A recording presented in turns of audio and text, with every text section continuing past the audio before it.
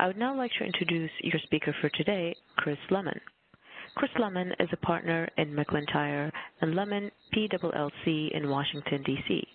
He specializes in financial services law, particularly related to marketing of consumer financial products and services, privacy law, insurance law, and regulations of financial institutions by the Consumer Financial Protection Bureau.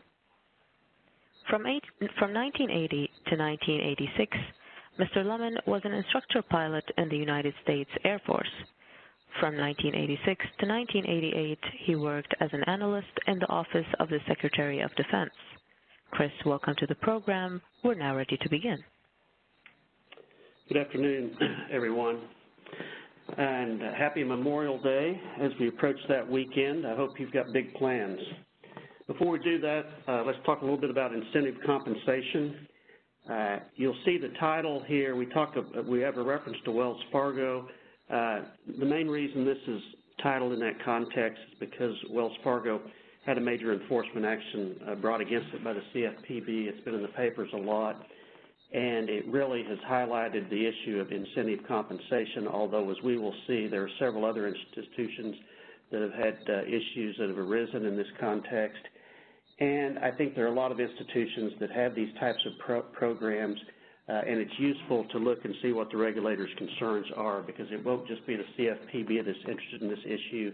The prudential regulators, the OCC, the Federal Reserve, the FDIC, the Credit Union Administration, as well as state regulators and state consumer protection regulators. So I think the principles that we talk about today, the concerns, the risks, are relevant to marketing any kind of a product or service from a financial institution from the perspective of different types of regulators.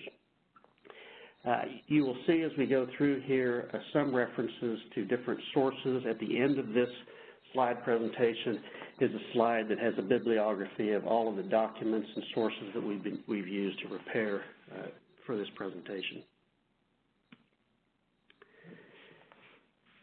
Incentive compensation programs, as you can see here, and this is from a CFPB compliance bulletin from last year, and we'll talk quite a bit about that.